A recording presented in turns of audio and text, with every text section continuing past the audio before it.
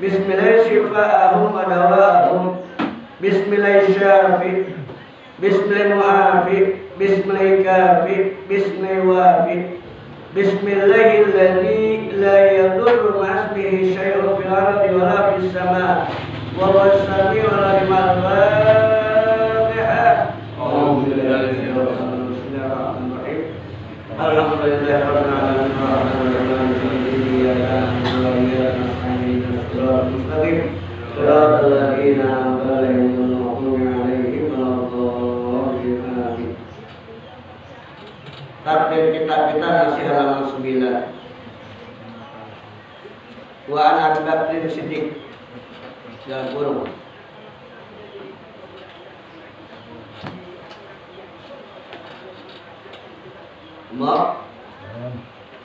An Abi Bakrin Siddiq radhiyallahu ta'ala anhu. Ya, betul? An Abi Bakrin Siddiq dan guru.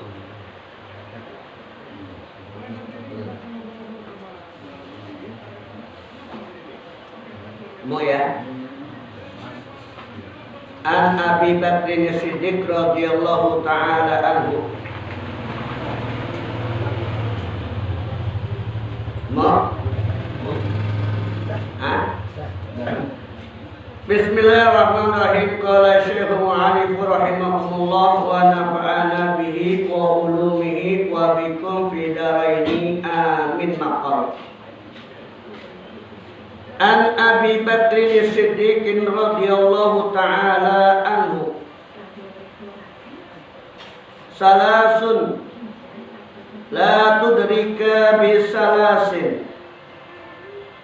Ay salasun hisalin la tadlubu bisalasati asya. Al-ghina bil muna. Al-ghina bil muna. Bidammil mim jami'a maniyati. Ay fala yahtasilul ghina bil amani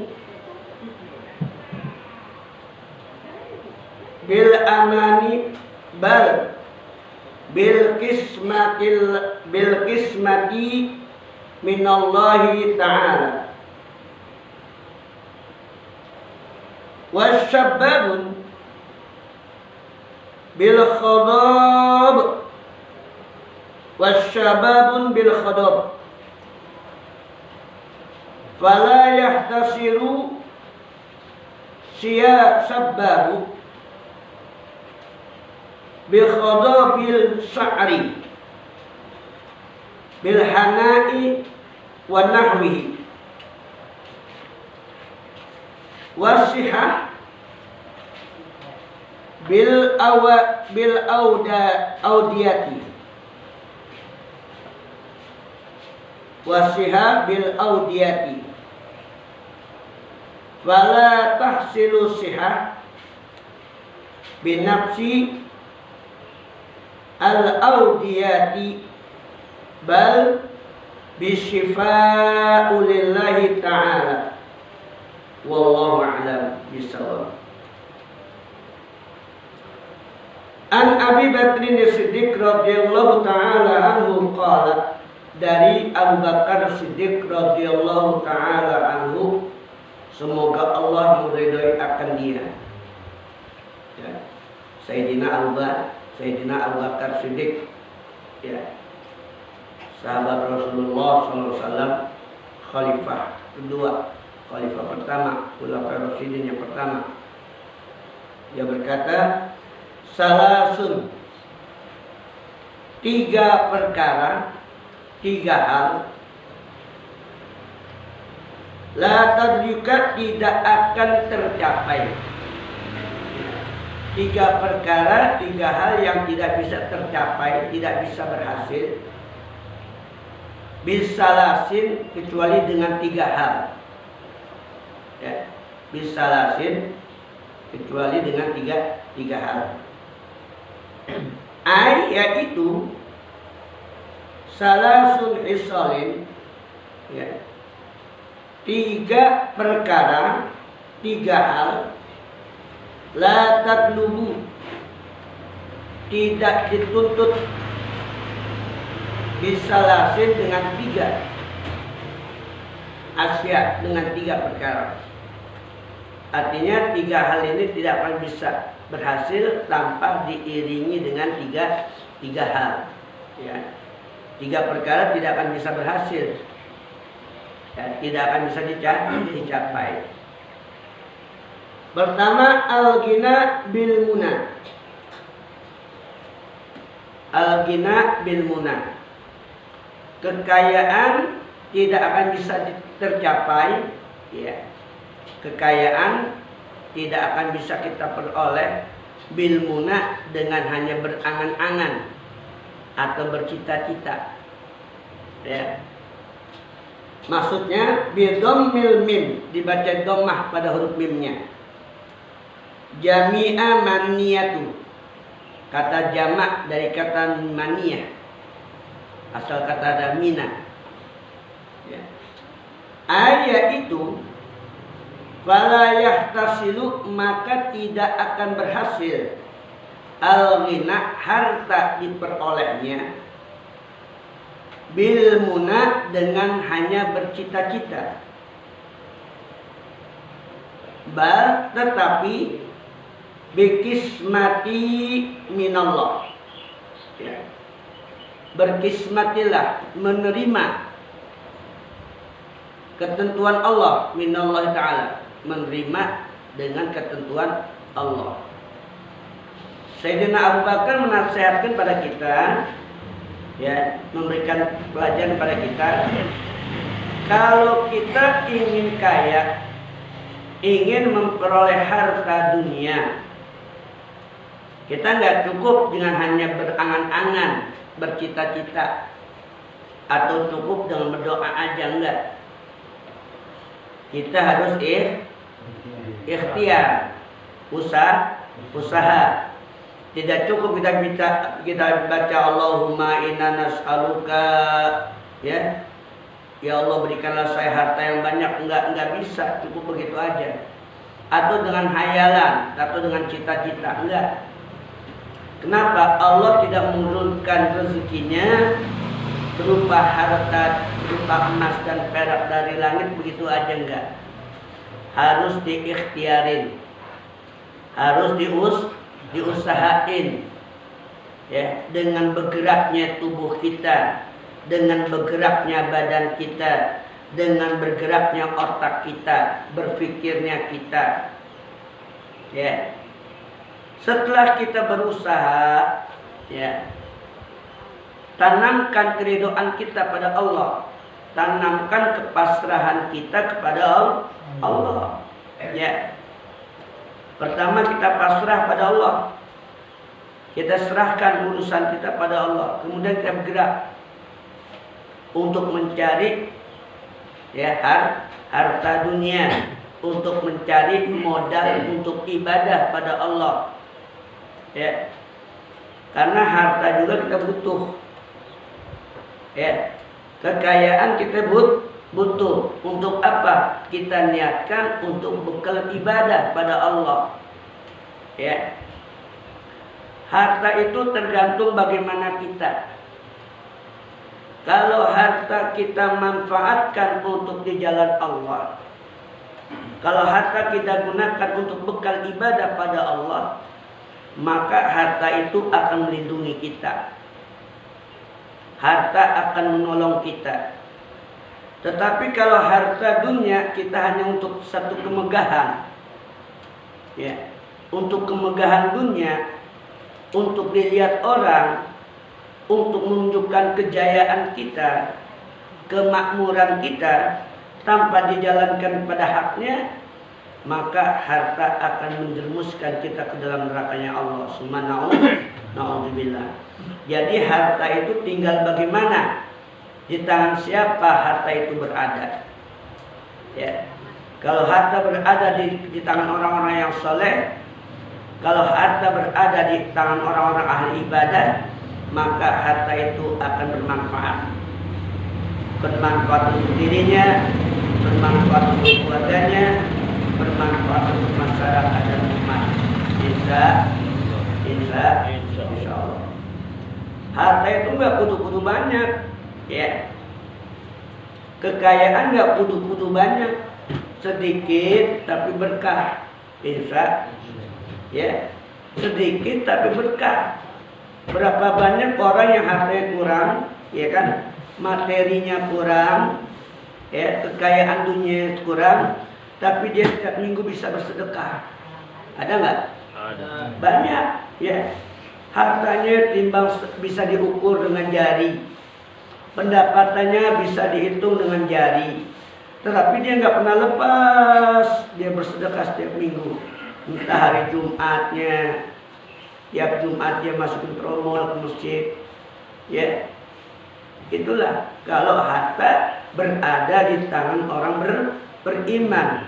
Kalau harta berada di tangan ahli ibadah, maka akan menjadi ladang ibadah.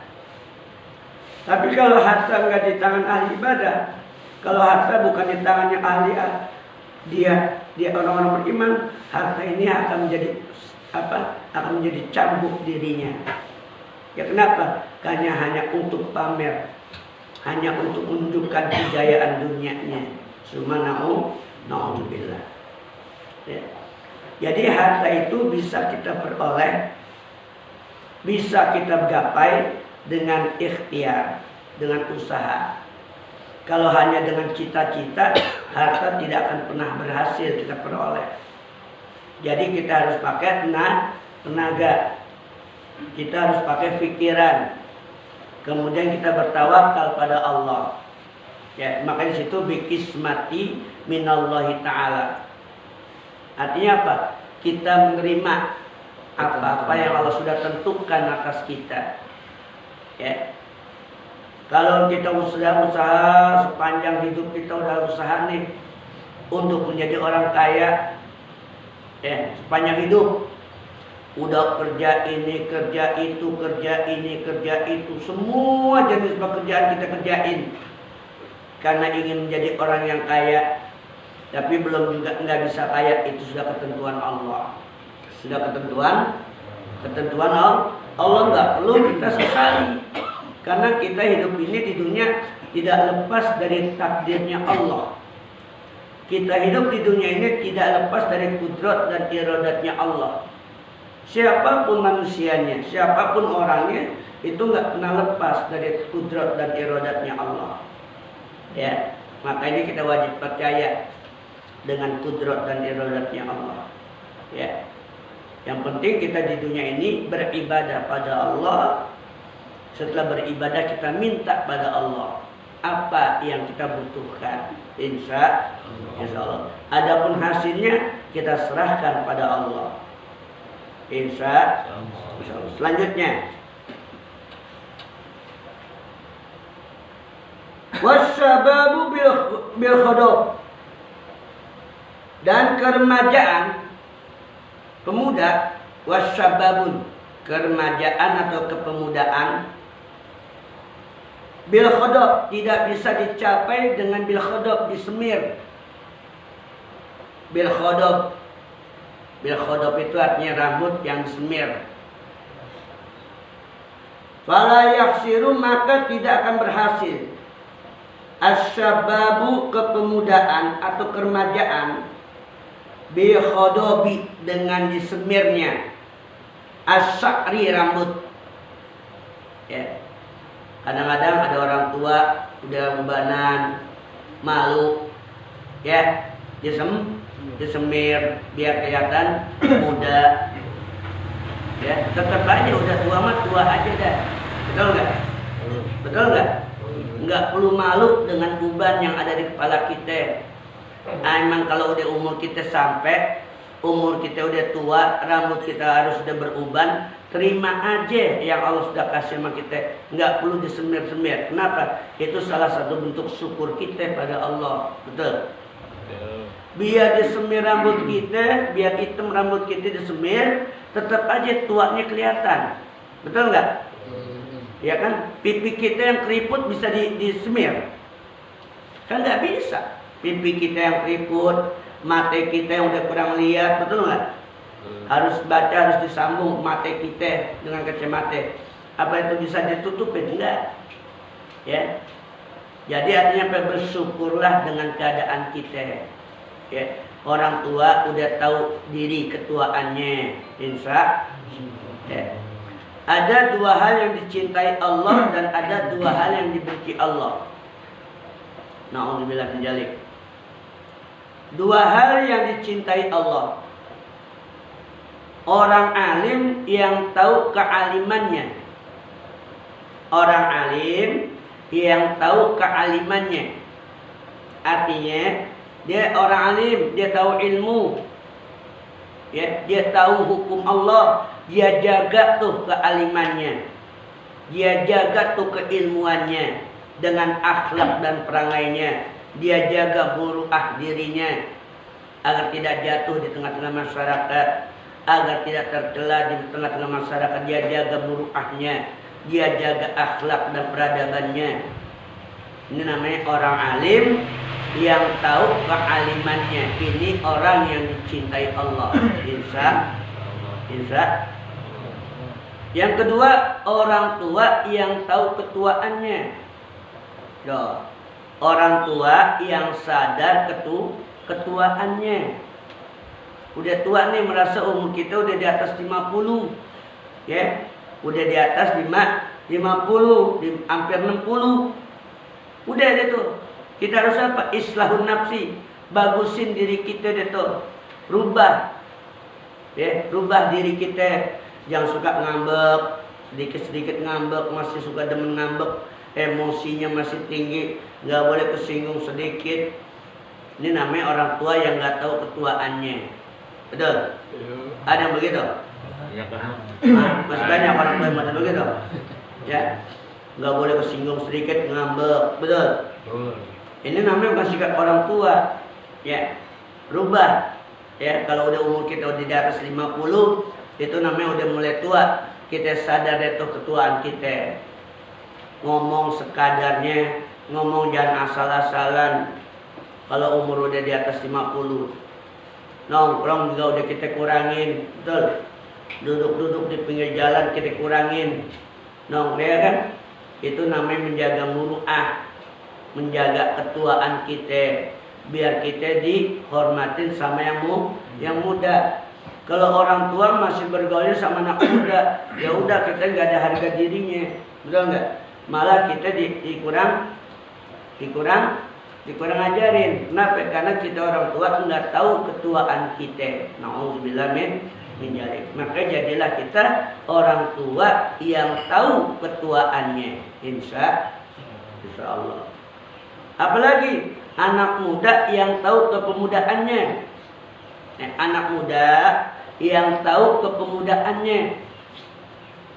Dirinya muda nih, bagaimana sikapnya dengan orang tua.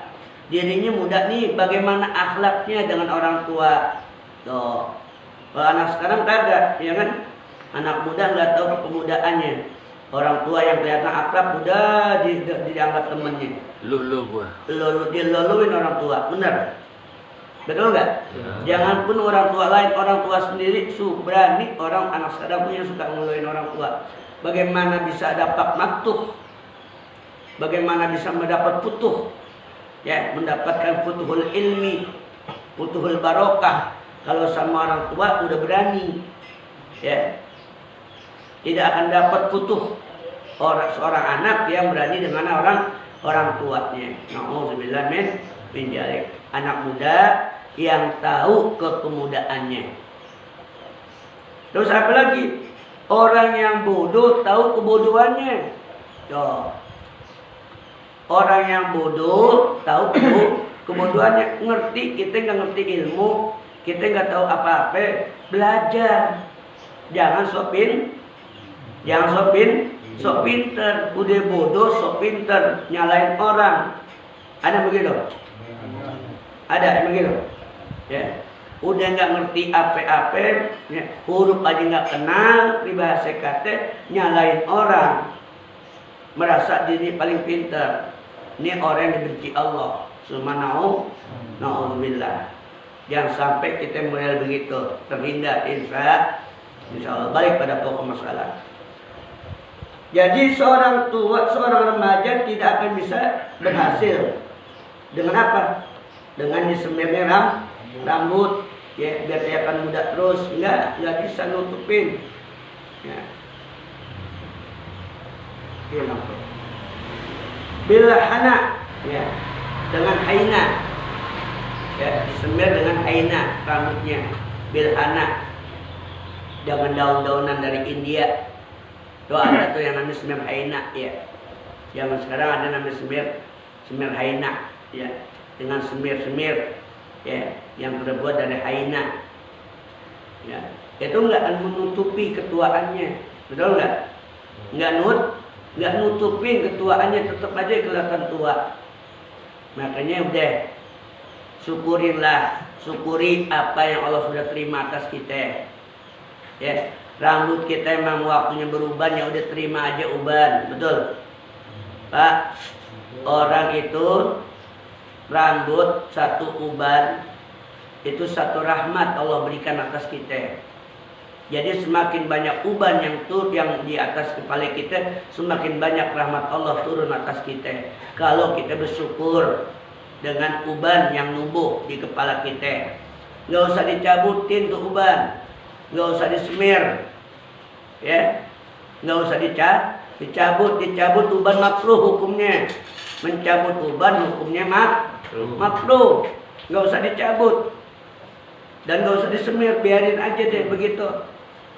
Satu rahmat Allah turun pada kita, insya Allah, ya.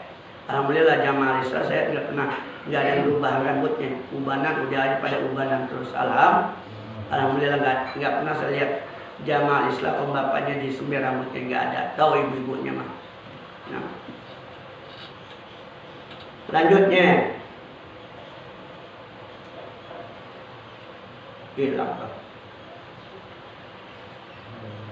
wasiha, kesehatan, bil audiyah,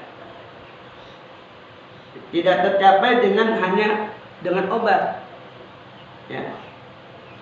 Tampak tidak dicapai dengan obat aja. Fala tahsilu, maka tidak akan berhasil as-sihatun nafsi, kesehatan diri kita, al-audiyah, hanya dengan obat. Tetapi yishifa'u lillahi ta'ala, dengan obat yang datangnya dari Allah. Artinya gimana, Pak? Kita sakit, ya, jangan cukup kita berobat secara zahir, gitu. Kita minum obat dari dokter, dari ini, dari macam-macam obat. Tapi kita serahkan kepada Allah. Ya, kalau memang Allah belum tentukan kita sembuh, belum sembuh. Jadi yang maha penyembuh itu, yang menyembuhkan itu bukan obat, tapi yang ampuh itu adalah syifa'ulillah, adalah obatnya yang dari Allah. Apa itu obatnya dari Allah? Pertama, muhasabah. Dengan sakit kita harus muhasabah, introspeksi. Karena dengan sakit itu adalah penghapus dari dosa-dosa kita. Bisa. Orang yang dikasih sakit sama Allah pada hakikatnya berada dalam rengkuhannya Allah, berada dalam kasih sayangnya Allah, berada dalam ridhonya Allah. Allah kurangin, Allah hapus dosa kita sedikit demi sedikit. Ini namanya muhasabah. Makanya kalau sakit kita banyakin istighfar. Ya. Dengan sakit Allah jadikan sebagai sarana untuk ibadah. Dengan sakit Allah jadikan sebagai sarana untuk berzikir. Tuh, fadilahnya sakit. Ya, fadilahnya sakit pertama sarana untuk berzikir. Coba deh, gak usah jauh-jauh batuk aja. Ya, paling pasti bilang astagfirullah, kan begitu. Itu bentuk zikir. Bentuk zikir kita pada Allah. Kedua, sebagai penggugur dosa kita dengan zikir yang kita baca. Yang ketiga, dengan ikhlas kita menerimanya itu penyakit. Ya, jangan ngeluh, jangan ngedumel. Terima aja, ikhlas kita terimanya. Ya, berobat mah berobat terus ikhtiar jalan. Tapi kita pasrahin itu penyakit pada Allah.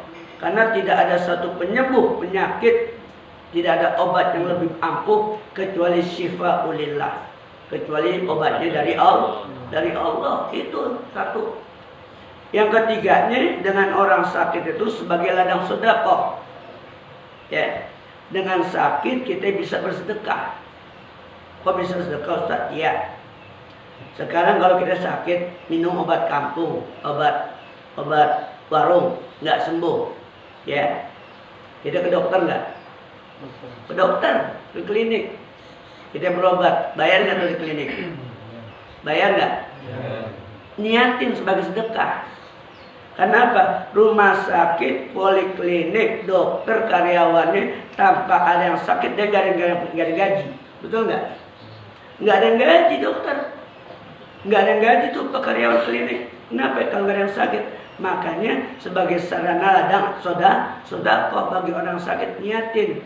Pas kita berobat di rumah sakit bayar 250.000, 150.000, niatin sebagai sedekah. Semuanya itu sudah diatur oleh Allah melalui rezekinya, betul. Dokter dapat rezekinya dari orang yang sakit, karyawan rumah sakit dapat rezeki dari orang yang sakit. Betul, itu semua diatur oleh Allah. Makanya jadi sarana ladang amal. Terus uang yang kita keluarin untuk berobat, untuk beli obat, untuk berobat, itu akan mendapat ganti oleh Allah. Akan diganti berapa yang kita keluarin, insya. Tapi dengan syarat dasari kita ikhlas. Jadi kesehatan itu tidak hanya dengan obat kita peroleh, tapi dengan cara apa? Mendapatkan syifaulillah, obatnya dari Allah. Ya, makanya cari syifaulillah, cari obatnya Allah. Apa? Keikhlasan kita, keridhaan kita. Kemudian apa? Banyak muhasabah, zikir pada Allah. Ya, berzikir pada Allah, insya Allah turun tuh sifat Allah pada kita, insya Allah. Jadi 3 hal yang harus kita tanamkan dalam pribadi kita. Amin ya rabbal alamin. Sirril Fatihah. Bismillahirrahmanirrahim. Alhamdulillah. Iyyaka na'budu wa iyyaka nasta'in. Shiratal ladzina an'amta 'alaihim ghairil maghdubi 'alaihim waladdallin.